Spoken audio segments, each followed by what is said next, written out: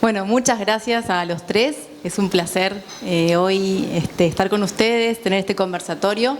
Y bueno, mi mejor voluntad para que ustedes sean hoy los que brillan y nos compartan su expertise con estos temas. Entonces tenemos este panel que realmente es un lujo para mí poder facilitar y se llama El suelo, los nutrientes y los alimentos de punta a punta. Entonces tenemos un abanico enorme de situaciones, de decisiones, de tras bambalinas que ocurren en esta cadena de producción, desde el campo hasta el consumidor, o sea, los humanos, quienes somos los que finalmente consumimos esos alimentos. Y así como diverso es ese escenario y esas situaciones, también diverso la expertise de ustedes. Así que yo creo que en este día tan especial, que es el Día Mundial de la Alimentación, este tema es súper relevante. Y un poco de cocina, cuando charlábamos sobre el panel y intercambiábamos conceptos, vino a la mesa este modelo que promueve FAO, que es una salud, ¿no? Entonces, cómo están íntimamente relacionados la salud del suelo, de los animales, de las personas y por supuesto de las plantas en el medio de la cadena. Así que vamos a tratar de ir desmenuzando los temas, las problemáticas, las decisiones y ojalá que salgamos hoy de esta instancia más enriquecidos y con otras reflexiones nuevas que nos ayuden a abrir caminos en este desafío hermoso que tiene fertilizar. Así que voy a empezar con Fernando. Fernando, me gustaría que nos cuentes un poco tu visión sobre qué sucede en la nutrición de cultivos y cómo convive, impacta o se alimenta de el medio ambiente y su cuidado. Sí, bueno, en primer lugar, muy buenas tardes a todos. Agradecerles la invitación a participar en este panel. A Margarita, es un lujo estar con Juan Martín y con Claudio también acá. Pero antes de ir a tu pregunta, yo quiero felicitar a Fertilizar por estos 30 años, agradecerle, celebrar estos 30 años, agradecerle mucho a los pioneros que se han mencionado tanto hoy, a Néstor y a Ricardo, a mucha gente más, a mucha gente de la industria, y discúlpenme porque yo ya tengo algunos añitos y viví bastante de esto y sé que muchísima gente de la industria que está acá hoy o que estuvo en otro momento hizo mucho porque Fertilizar sea lo que es hoy día, ¿no? Ni que hablarles del equipo, del staff que tenemos hoy presente acá, con nuestra líder María Fernanda y todo el equipo. Así que agradecerles, festejarlos y recordar muy bien estos 30 años de tan fecundo trabajo. Y no te tomo más tiempo, descontame ese minuto. Bueno, el tema, la verdad que fue muy interesante, como decía Margarita recién, la cocina de esto, porque se imaginarán que obviamente la primera pregunta no vino a mí por casualidad o porque a Margarita se le ocurrió, sino que es que hubo algunos encuentros previos. Y realmente una de las cosas que yo les decía es que me parecía apasionante este tema y va mucho más allá de lo que podamos charlar nosotros cuatro acá o pensar ustedes del otro lado. Y el primer punto, justamente, que le apunta a tu pregunta, Marga, es acerca de los nutrientes, la producción y el ambiente, ¿sí? En realidad, esa es una pregunta muy fuerte a nivel mundial, ¿no es cierto? Digamos, con distinto peso en distintas regiones y en distintos países, y muchos de ustedes ya lo saben. Simplemente vamos a repasar algunas de las cosas que ya se comentaron o vemos todos los días en el día a día de nuestro quehacer, ¿no? Si uno mira cuál fue la importancia de los nutrientes, creo que lo dijo María Fernanda al principio, representan casi el 50%, o se estima que representan el 50% de los alimentos producidos a nivel mundial. Si no tuviéramos los nutrientes, tendríamos 50% menos de producción de alimentos. Ahora, al mismo tiempo, y esto, haciendo un repaso muy rápido, muchos de ustedes ya lo conocen bien, dice, bueno, nació muy fuerte el uso de nutrientes y de fertilizantes en particular, allá por los 60 con la Revolución Verde, y eso salvó, decía Borlaug, 100 millones de hectáreas. En realidad, estimaciones más precisas hablan de que salvó de que no tengamos que cultivar casi 30 millones de hectáreas, esa es la última estimación, lo cual es que salvó muchos ecosistemas frágiles, ¿sí? Pero por el otro lado, también generó un montón de las externalidades o impactos ambientales negativos y sociales negativos, ¿no? Entonces ahí surge desde hace unos cuantos años y fundamentalmente en las organizaciones internacionales y la literatura mundial aquello de desacoplar la productividad del impacto ambiental. Y en realidad es en eso en lo que nos tenemos que enfocar. Y yo les decía hace un minuto, esto tiene mucha variación entre regiones. Simplemente piensen que nosotros utilizamos frecuentemente para evaluar en términos muy globales el uso de nutrientes, los balances de nutrientes o las productividades parciales de los nutrientes. Si uno mira los balances de nutrientes de economías del hemisferio norte, digamos, bueno, son positivos, han generado esos impactos ambientales negativos, esas externalidades, mientras que si uno mira un poquito el hemisferio sur y mira, por ejemplo, la situación, yo les diría que es la bandera, África, ¿sí? Ahí vamos a ver balances de nutrientes extremadamente negativos, ¿no? Y bueno, son dos situaciones totalmente contrapuestas. Todos sabemos dónde está Argentina, ¿no? Alguna medición global, no nuestra, no de Argentina, no de fertilizar, habla de que a nivel mundial se aplican 13 kilos más de fósforo por hectárea por arriba de lo que se llevan los cultivos, con variaciones muy marcadas entre los países. Adivinen cuál es el país productor de cereales y granos que tiene el balance más negativo. Argentina, 6 kilos le debemos a cada hectárea de fósforo cada año, según esas evaluaciones a nivel mundial, ¿sí? ¿Quién está más arriba? Bangladesh, 25 kilos por arriba de lo que necesitan los suelos, ¿sí? Seguridad alimentaria, ¿no? Un puntito muy, muy interesante. Así que bueno, yo quería repasar esos dos como para empezar acá y para terminar ahora decir, bueno, está, entonces Fernando, todos tienen que ser balances positivos, no. Acuérdense, y esto es el trabajo de todos los homenajeados de hoy, de Martín, de César, de Raúl, algunos con más tiempo, otros con menos tiempo, pero que nos enseñaron que la clave está en el diagnóstico, ¿sí? Entonces, si hacemos focos una hora sobre Argentina, tenemos balances negativos, todos tenemos que... No, hay que hacer diagnóstico a nivel de lote, a nivel de ambiente. Lo que hacemos a nivel local impacta a nivel global. Entonces siempre dejamos ese mensaje, que creo que ha sido una bandera fundamental de fertilizar a lo largo de todos sus 30 años, de generar ese diagnóstico lote por lote, ambiente por ambiente, para generar una toma de decisión correcta en el uso de los nutrientes y, en definitiva, el punto primero que yo les marcaba, desacoplar aquello de producción y externalidad negativa. Así que por ahí eso me parece que sería un punto inicial, Marga, para lo que vos planteabas. Buenísimo, gracias Fernando. Y en esa línea mencionaste un poco en términos generales los déficits o los niveles de reposición que podemos llegar a tener en Argentina. Y te iba a preguntar, ¿existe el hambre crónica en las plantas? ¿Existe el hambre oculta? Contanos un poquito desde el punto de vista de la relación suelo-planta para después irnos ya a la relación humano. Sí, yo lo miraba a Claudio porque esta fue también en la cocina una charla muy interesante. Nosotros cuando hablamos de hambre crónica, generalmente los agrónomos y los fertilólogos en particular, es respecto a uno de esos nutrientes, generalmente son los macro, ¿no? NPK, Argentina siempre es un poco distinto, somos un país de NPS, excepto Entre Ríos y Corrientes y Misiones, pero bueno, nos centramos ahí, es en hambre crónica de nitrógeno, de fósforo, de azufre, de los grandes nutrientes que muestran respuestas muy fuertes.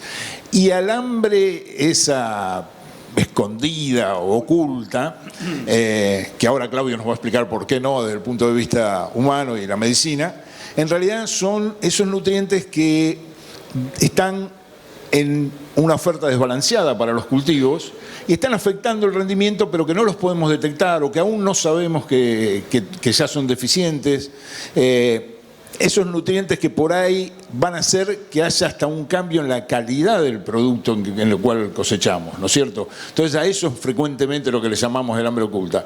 Y yo siempre digo que el mejor ejemplo es zinc, ¿no? Que apareció allá por el 2000 en el sur de Río Cuarto, es otro pobre mal de Río Cuarto, pero que se extendió rápidamente. Todos los trabajos de Hernán Rosas y todo el grupo de Balcar se lo muestran también, y de todos los chicos que están acá. Y bueno, era un hambre oculta porque había algo más de rendimiento y fundamentalmente, y en el caso, y dejo un poco planteado ahora para el panel, en el caso del zinc, entendemos que también tiene un aspecto muy relevante en la nutrición humana, ¿no? Así que esas son las diferencias por ahí. No, perfecto. Y en el caso de las plantas, cuando uno dice, bueno, es un hambre oculta, bueno, existen métodos para diagnosticar y eventualmente corregir en la temporada o la temporada siguiente.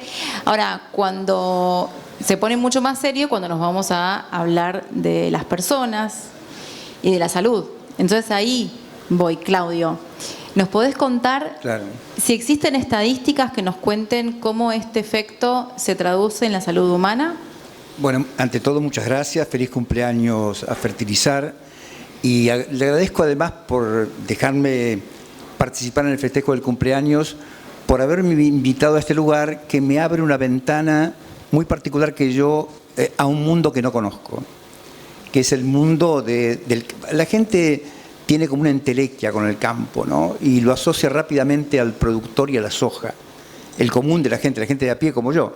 Y resulta que hay un mundo de tecnología, de biotecnología, de gente muy competente desde el punto de vista científico que trata de hacer esa transferencia tecnológica a los productores, y me alegra mucho de conocer este mundo, conocerlo desde un ojo de buey, en realidad, ni siquiera es una ventana, pero les agradezco mucho. Es una muy buena oportunidad para saber que cuando uno habla de campo tiene que tener en cuenta un universo diferente al del productor de cualquier cosa que ocurra en Argentina. Así que estoy profundamente agradecido de estar acá. No tengo ninguna culpa por haber faltado al noticiero, así que para quien le importe esto, me da exactamente lo mismo, y me parece que es mucho más importante que yo venga acá a contarles un par de cosas y escuchar más que contar algunas otras. Voy a tomar dos referencias. Había un eslogan allí que decía: somos nuestro suelo. Hipócrates, en el año 400 a.C., en la isla de Kos, K-O-S o C-O-S, fundó el primer hospital, que se llama Asclepio, hospital en griego. Y lo primero que dijo es: ustedes son lo que comen. Así que si somos el suelo, también somos lo que comemos. Y si comemos mal, porque ese suelo no nos da lo que corresponde, terminamos enfermando. Yo estuve en ese lugar, me invitó paradojalmente la Bayer. Yo fui jurado de Bayer durante muchos años, de un premio internacional de Bayer, y nos llevaron a Kos a entregar los premios de ese jurado, de ese concurso. Así que, y lo leí, está escrito ahí, no es una leyenda. Se supone que en realidad no había demasiadas herramientas más que para pensar que éramos o enfermábamos por lo que no comíamos o por lo que comíamos mal. Hoy, paradojalmente, 400 a.C. y 2024 estamos en la misma historia, porque somos lo que comemos. Y como comemos mucho ultraprocesado, estamos muy enfermos. Si comiéramos alimentos más naturales, más ricos en nutrientes, por ejemplo el zinc, y no es una analogía, por supuesto, ese zinc es con C.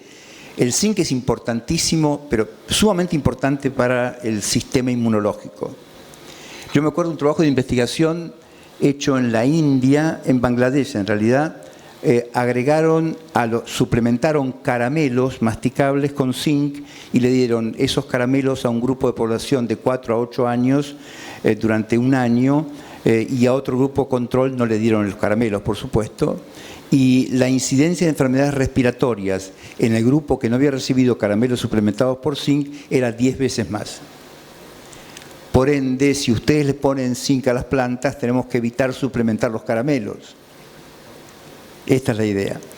Y paradojalmente, y con esto termino esta parte de la intervención, hubo una encuesta que se publicó hace pocos días en el diario Clarín, el 9 de este mes, de un grupo de gente que yo conozco bien, que son nutricionistas, profesionales de la nutrición en pediatría, que pone de manifiesto que 3 de cada 4 chicos de 4 a 12 años en Argentina tienen deficiencias de micronutrientes. Esto es desnutrición por micronutrientes y para nosotros es una especie de analogía al hambre crónica o al hambre oculta que ustedes mencionan en las plantas, en el suelo, no en las plantas, a esto me refiero. ¿Qué significa esto? El 90% de esos chicos encuestados no come fibras. Hay un problema de acceso, por supuesto, al alimento adecuado, obviamente, y hay un acceso muy fácil a los alimentos que no protegen, que no cuidan y que potencialmente pueden enfermar. Hablo de los ultraprocesados. Por ende, hay una historia de acceso, un segundo capítulo de esa historia que se llama monotonía en las dietas. Los chicos en Argentina comen siempre lo mismo. Por ende, si comen siempre lo mismo y no comen los productos adecuados o los alimentos adecuados, van a terminar siempre con el mismo resultado, que es enfermar crónicamente y convertirse en adultos vulnerables. Chicos con bajo nivel de índice intelectual, y por supuesto vulnerabilidades de todo tipo. Eso se convierte en un adulto que no tiene capacidad, no tiene chances de competir. Y eso ocurre hoy en Argentina. 3 de cada 4 chicos tienen esas deficiencias en micronutrientes que los ponen en altísimo riesgo y en un alto nivel de vulnerabilidad. Ahí estamos. Bueno, muy impactante y de verdad que sensibiliza. Entonces creo que es una dimensión que nos estaba faltando a muchos de nosotros. Así que muchas gracias, Claudio. Volveremos sobre el tema. Y al final, en un punto en toda esta cadena, comenzamos por el suelo, el cultivo, y hay un momento en la nutrición del cultivo donde está el productor tomando una decisión que evidentemente es crítica y es clave, y su impacto es muy importante. Ahora, Juan, yo quería preguntarte o que nos cuentes un poco de la cocina que hay del lado de la asesoría, vos como asesor y también como productor, a la hora de encontrarte con el cultivo, con el diagnóstico y una decisión para tomar. Bueno, ante todo agradecer la invitación. La verdad que le contaba a Martín Díaz ahorita cuando entramos, es como entrar a una sala de finales, a rendir un final, porque estoy viendo próceres, profesores, ex profesores por todos lados. Me vi obligado, Mati Sachs me secuestró el perro, lo extraño, y me dijo hasta que no vayas a la reunión no te lo devuelvo. Así que vine, y después me agarró Fernanda también y me llevó puesto, aquí estoy. Espero tratar de estar a la altura. Tema nutrición, es un tema clave y delicado al mismo tiempo. La primera pregunta que me habías hecho estaba relacionada, tengo entendido, con el suelo. Yo creo que el arranque es por ahí. El arranque es por ahí. Tenemos que pensar en ese deterioro, en esos deterioros que estamos viendo en el suelo. Yo lo estoy viendo al llegar al campo antes o sea, se utilizan todo ese tipo de determinaciones, las determinaciones de humedad, los análisis que pasó Matías, que pasa todos los profesionales reconocidos. Y llegamos a una situación en la cual ni siquiera estamos cubriendo los umbrales. O sea, hay umbrales claros que son antiguos, que son los que siempre respetamos, y sin embargo, por cuestiones económicas, por cuestiones de tiempo, de logística, de mercado, lo que sea, lamentablemente no llegamos a normalmente cubrir esos requerimientos y terminamos apuntando siempre a lo que se necesita para generar el mayor rinde, que es el resultado final, kilos. Kilos que lamentablemente terminan saliendo con un alimento deficiente, que tal vez, como decía el doctor, no terminen alimentando. Yo lo que veo desde la parte de campo es eso, ¿no? Estamos mirándolo invertido, diría yo. Estamos viendo el resultado en kilos y no estamos viendo ni nutrición del suelo ni nutrición del grano. Por distintas cuestiones. O sea, yo los otros días hablaba con un productor y le hablaba del tema de del valor que él, que veía en la nutrición de granos, y dice, a mí si me lo pagaran, yo empiezo a fertilizar más. El tema es que no encuentro esa respuesta. Entonces, bueno, estamos limitados en ese aspecto, ¿no? Se está pensando siempre en el mayor rendimiento para que se cumpla con el número, con el resultado, y no estamos mirando qué llevan esos granos que lamentablemente terminan en una desnutrición, por lo que dice el doctor. Gracias Juan. Y también traigo de vuelta el concepto del acceso y de la monotonía en el tipo de alimentos, ¿no? Porque es clave, lo cualitativo y lo cuantitativo, ¿no? ¿Qué alimentos accedemos? Acceden los niños y cómo en esa diversidad o monotonía también se genera una deficiencia, ¿no? Y bueno, hay algo que mencionaste al principio, Fernando, relacionado con las externalidades. Y muchas veces nos encontramos con este concepto o esta mirada que también traía Claudio de, bueno, el ciudadano de a pie por ahí ve al tomador de decisión como un poco tomando decisiones livianas en cuanto no al subuso de insumos, sino al sobreuso. Y en el caso de los nutrientes puede haber fotos diferentes con base a dónde nos movemos en el país, pero en términos generales todavía hay una deuda con los suelos. Entonces yo te quería preguntar, para el lado del exceso, ¿en qué niveles podemos llegar a estar y con qué impactos podríamos estar viendo una externalidad, digamos, para el otro lado, ¿no? Dentro de las diferentes situaciones de Argentina, si es que las has visto? Sí, estoy de acuerdo con eso de que tenemos que hablarle también al ciudadano de pie, pero me parece que por ahí a veces volcamos, ¿no? Un poco por todo lo que nos llega,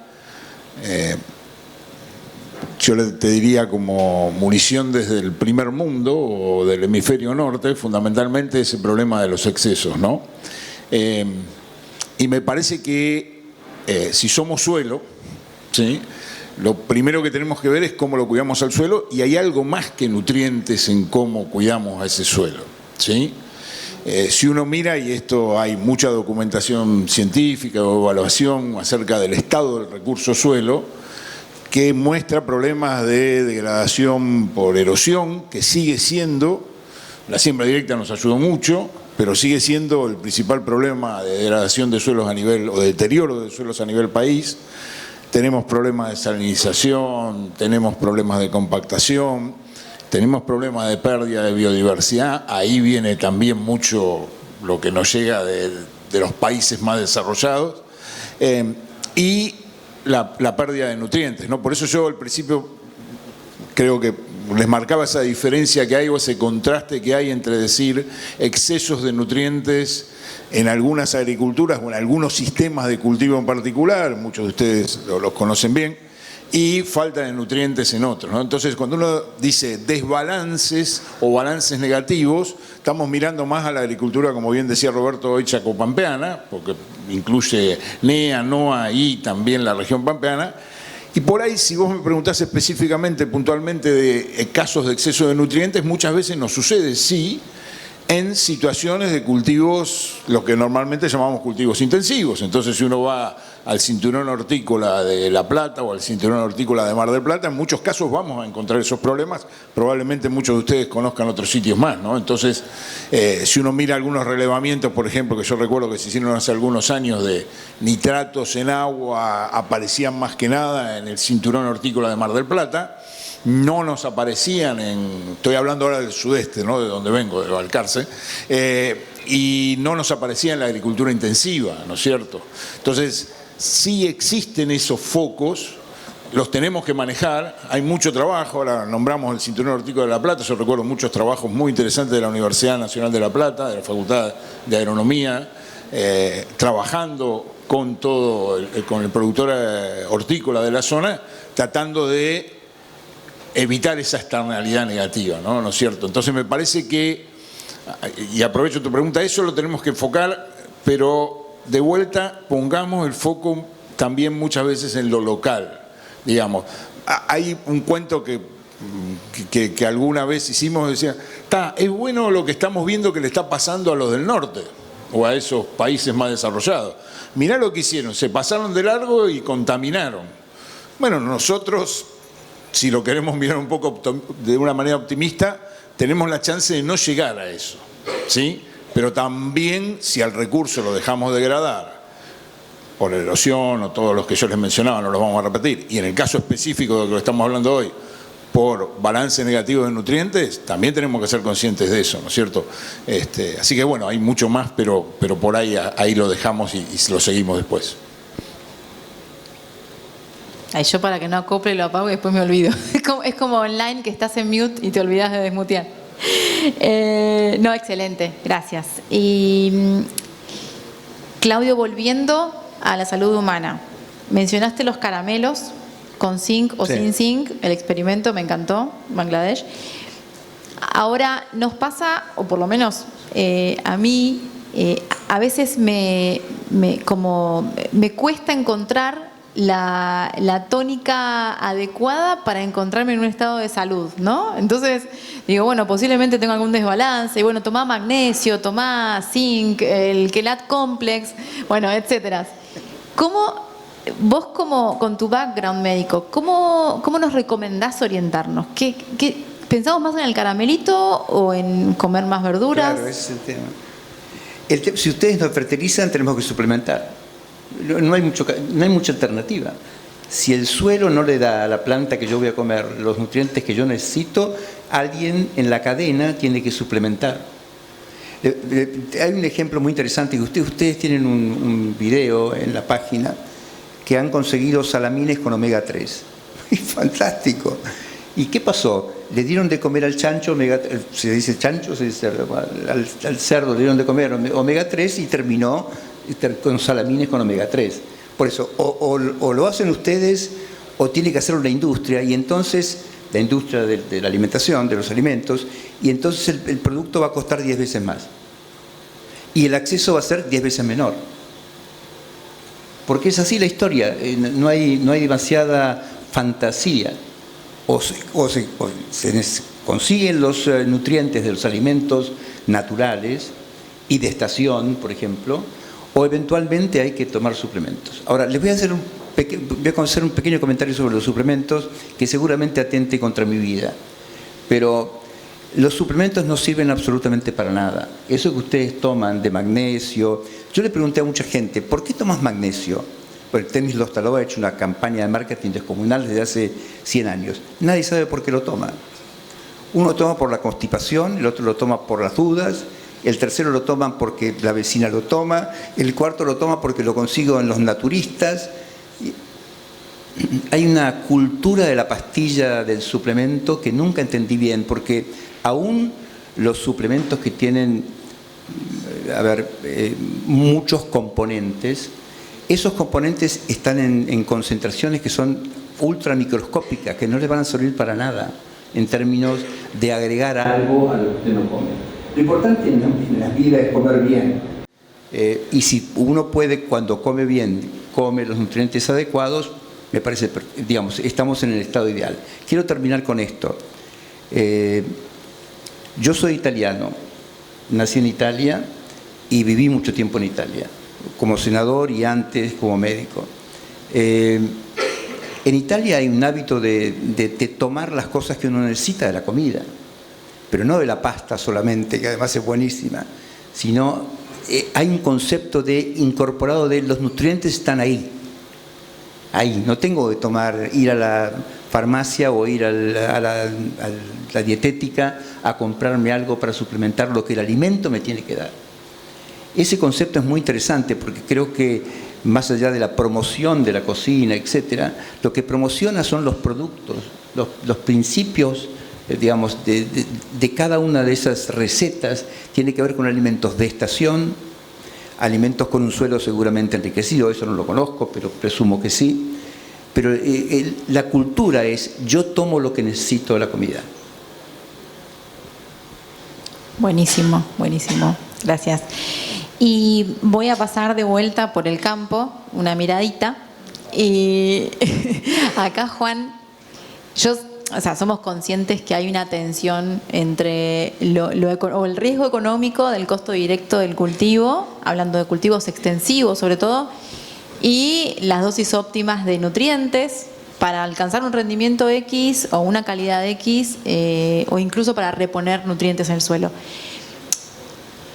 Uno de los conceptos que surgió en la cocina tiene que ver con la resistencia. Lo volví loco a Juan, volví a decir la verdad. Pero entonces, Juan, me gustaría un poco que nos cuentes este concepto de equipo que vos vivís, porque vos y tu camioneta, digamos, son hace muchos kilómetros juntos y recorren realidades productivas, asesores, etcétera. ¿Cómo sentís vos la comunidad técnica de asesores a la cual vos hoy representás, la cual también está en una forma extendida acá representada? ¿Cómo sentís que tenemos una labor, una responsabilidad y con qué sentimiento nos podés compartir lo vivís en el día a día de tu trabajo? Lo más interesante, por lo menos lo que yo rescato, lo más interesante de esta reunión es que me permitió ver que nosotros estamos produciendo alimento. Por lo general el técnico muchas veces toma el papel de administrador porque está obligado también a hacer eso, de que te dicen, alquilé este lote, me tiene que dar tanto, por favor, fíjate que le tengo que poner lo mínimo indispensable para que me dé, para que logre el cultivo y qué sé yo. Gracias a Dios aparece gente como Néstor Peinetti que te dice, ¿cuánto es lo máximo que puedo poner sin afectar el cultivo? Esa pregunta es clave y creo que va a ayudar muchísimo a lo que tiene que ver con la nutrición. Lamentablemente, como te decía antes, hay limitaciones de todo tipo, económicas, y limitaciones estatales, de falta de acompañamiento al productor, que como te decía aquella vez, es un tipo, por lo general somos todos parte racional y emocional, pero en el caso del productor agropecuario siempre rescato una parte emocional mucho mayor. El tipo quiere sembrar, tiene pasión por sembrar. Sería interesantísimo que se aproveche esa pasión como para mejorar. Realmente, te repito, yo cuando empecé a escuchar a los profesionales con los que comparto, el concepto de nutrición, a mí me cambió muchísimo. A mí me cambió muchísimo. Y el tema de la resistencia que me preguntabas vos y lo que yo te había comentado, gracias a grupos que Martín, Néstor, Matías, la gente de la Universidad de La Pampa, del INTA, el tema de, como te decía yo, de ese grupo que tenemos de la parroquia, de los que catequizamos o intentamos catequizar a los productores, me parece que es el método. A mí siempre le digo a los chicos que me asombra esa insistencia, pero no de imposición, sino de sugerir al productor, decirle, mira lo que estás haciendo, mira lo que este modelo está acarreando, pero no necesariamente en esto que estamos hablando, que creo que el productor no es consciente, sino cómo estás afectando el sistema con el trabajo que estás haciendo. Lamentablemente, el tipo tiene razones para haberlo hecho de esa manera, porque durante mucho tiempo le funcionó. Decía hace un rato el doctor Lavado, había una idea de que no había que echar fertilizante. Y de un momento a otro el tema empezó a limitarse, los rindes con materiales cada vez más eficientes en el uso de fertilizantes no alcanzan a cubrir esas brechas, justamente porque cada vez ponemos más y el resultado es menor. Entonces está buenísimo eso que planteamos en la reunión, el tema de la resistencia y de vencer esa resistencia con continua instrucción y sugerir. Fíjate, probá a meterle un poquito más de pasto, probá a descansar un poquito, probá no quedarte con la receta, probá tratar de darle otra vuelta y brindar al sistema esa complejización que necesita. Porque estábamos acostumbrados a una simplificación que creo que hoy día el técnico, el ingeniero agrónomo, gracias a Dios, ya está dejando de ser un encargado de campo formado. Ahora creo que tenemos un papel muy importante en el hecho, primero de, como bien haría un doctor, diagnosticar, llegar y decir, guarda, esta es la situación y tu suelo no está totalmente saludable. Guarda que algún detalle tiene. Y decirle, mira, yo te sugiero, vos me viniste con que este lote lo alquilaste y le querés hacer soja porque es el cultivo más rentable. Perfecto, es el cultivo más rentable porque es más barato, porque es más práctico y por el precio de hoy. Pero se levanta Trump a la mañana, tira un tuit, te cambió el precio del soja y te cambió realmente el negocio. Entonces, me parece interesantísimo diagnosticar, como bien haría un doctor, llegar al campo, pero eso es tarea del ingeniero agrónomo. No podemos seguir tomando recetas, tenemos que llegar al campo, encontrar qué se ve y encontrar la mejor pareja para ese sistema y decirle, ok, el paciente está así, vamos a llevarlo hacia acá y hagamos un tratamiento largo. Está bien, va a ser difícil porque los contratos de alquiler son cortos, qué sé yo, pero hagamos un tratamiento, cosa que el tipo se recupere o al menos vuelva a tener esa salud, ese promedio de salud que se necesita como para seguir produciendo. Entonces, bueno, ahí está creo que la función de fertilizar, de los INTA, de decirle, a ver, no voy contra vos, entiendo tu situación, pero te sugiero que te vayas moviendo un poquito más para acá, porque vas a terminar acá, porque vas a terminar acá y porque vas a terminar acá. Hay un montón de métodos que te permiten cuantificar o hacer visible lo que estamos haciendo con los sistemas, hacia dónde los estamos llevando. Y claramente, lamentablemente, están sufriendo. Así que bueno.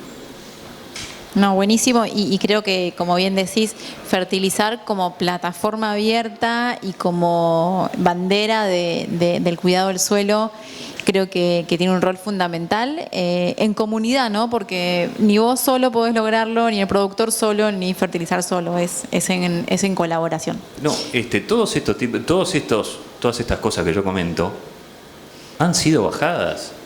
Yo empecé la conversación comentando esto de que fui forzado a venir acá, estoy encantado de venir acá. Y tengo una deuda con Martín, con Matías, con Néstor, que me dijeron, es por acá, ¿eh? Y yo tenía la posición del productor, sí, es por acá, pero nadie le pone zinc al cultivo. Nadie le pone azufre al cultivo. ¿Por qué le tengo que poner yo? Bueno, sí, pero pon 1 año, 2 años, 3 años, 4 años y después a los cuarto, quinto año, no 10 años, cuarto, quinto año, la cosa empezó a cambiar de color. Y, valió la pena el intento. Así que bueno, creo que tienen una tarea más importante. Han cumplido una tarea más que importante, por lo menos en mi caso. Buenísimo, no, buenísimo. Súper interesante. Y nos acercamos al final. Entonces, quería, antes de cerrar, que cada uno aporte algún mensaje complementario que quieran dar y sobre todo con lo que hemos conversado y con lo que hemos elaborado, dejar un mensaje final para la audiencia. Así que empezamos por vos, Fernando. Un mensaje que debería ser muy largo porque se discutieron cosas muy, muy interesantes, pero son 4 años, Juan Martín. 4, como dijiste vos, tal cual. Son esos 4 años que hay que aguantar para ver esos resultados.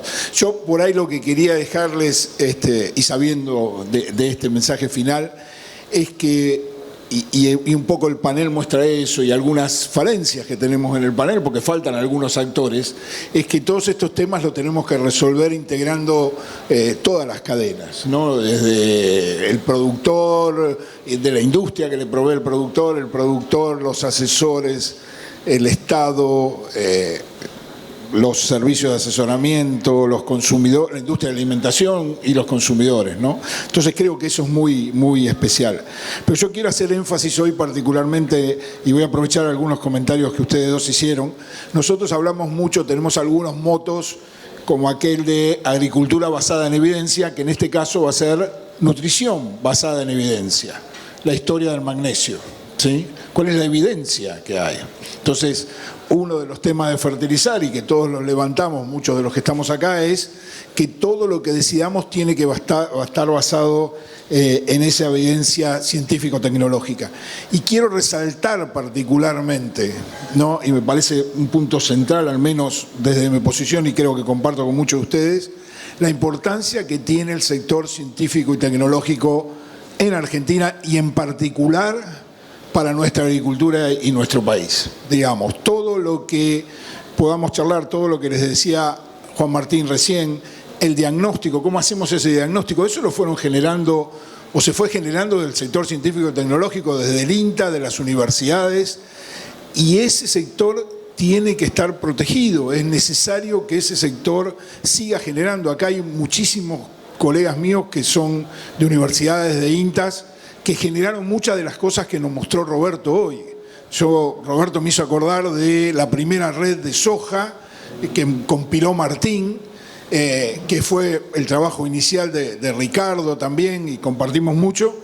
Y bueno, esa primer curva de calibración está porque hubo un sector científico-tecnológico que juntó a la INTA, a las universidades y un montón de grupos. Entonces, tengamos cuidado con eso, protejámoslo, tenemos que hacer nutrición basada en evidencia. Hay muchos desafíos, muchas oportunidades apasionantes, como dijeron los chicos antes. Y por ahí simplemente cerrar con algo, ¿no? El sistema es complejo. Vos, Juan Martín, lo decías, ¿no? Lo simplificamos durante muchos años y es mucho más complejo de lo que queremos. Y por eso necesitamos a la ciencia y la tecnología. Y, como solemos decir a algunos amigotes, acá no hay bala de plata, ¿sí? No va a haber una bala que nos salve a todos, ni mucho menos, creo que a nivel mundial.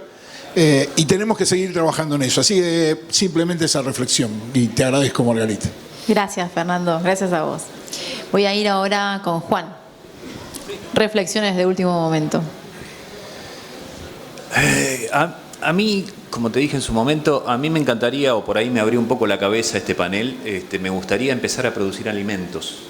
Me gustaría que cada camión de soja que salga esté pensando yo en a quién voy a nutrir y de qué manera.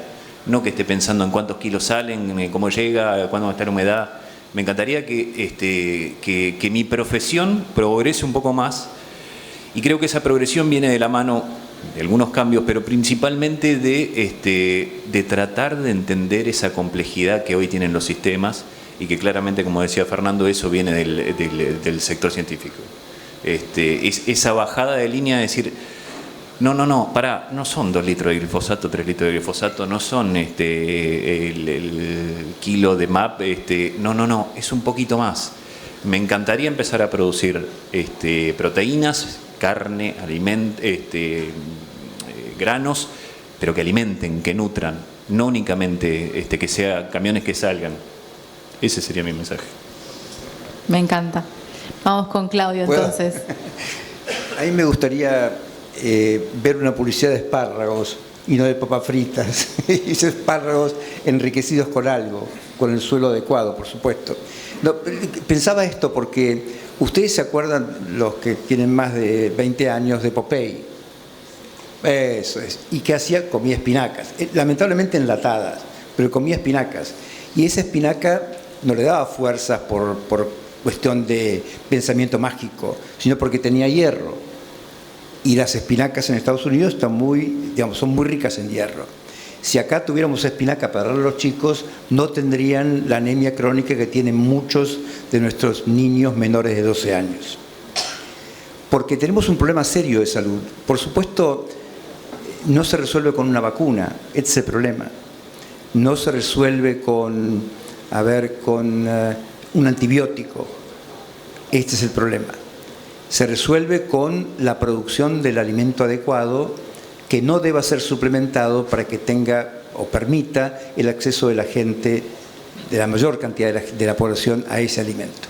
Yo quiero tomar un concepto de Margarita que lo dijo al principio, pero quiero reforzarlo, que es el concepto FAO de una salud.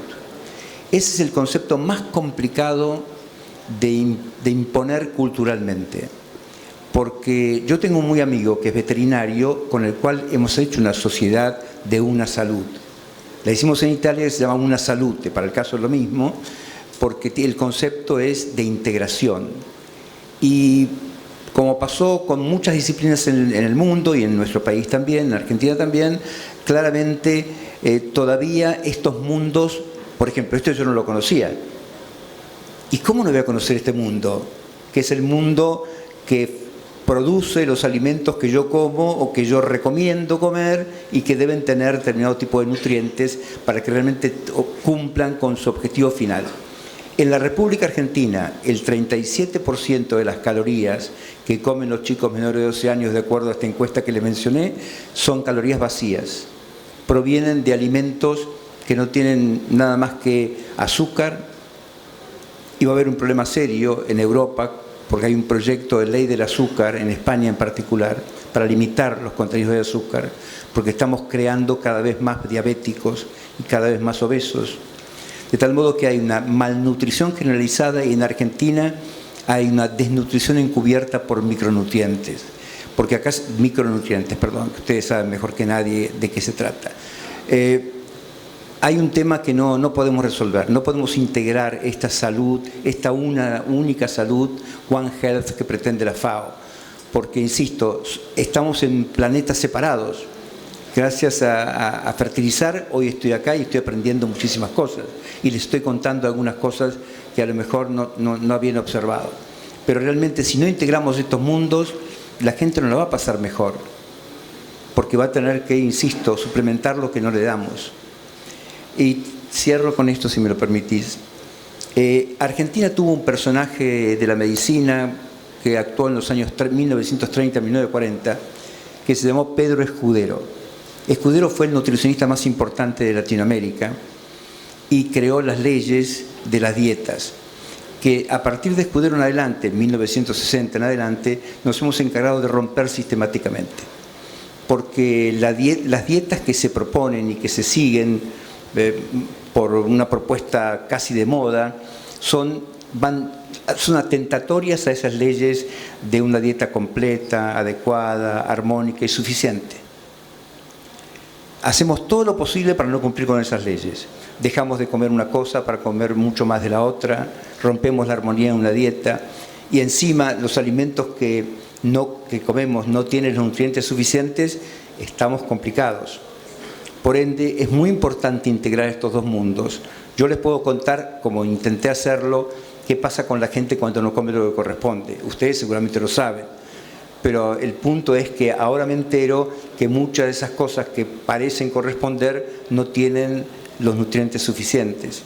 Y eso sí es un tema serio, porque vamos a terminar con mucha gente vulnerable y con un sistema de salud que no pueda dar respuesta, cuando podíamos evitar esa demanda de salud. Bueno, espero haber sido claro. Sí, súper claro.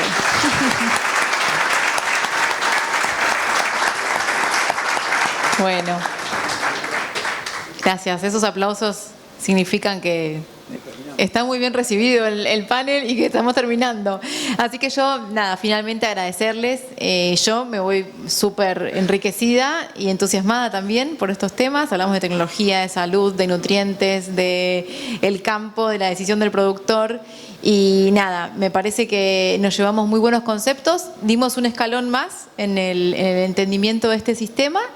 Y de nuevo agradecerles por el compromiso desde el minuto cero. El perro te lo van a devolver, Matías, me dijo. Y nada, el involucramiento y la transparencia y la apertura. Así que bueno, un éxito. Gracias.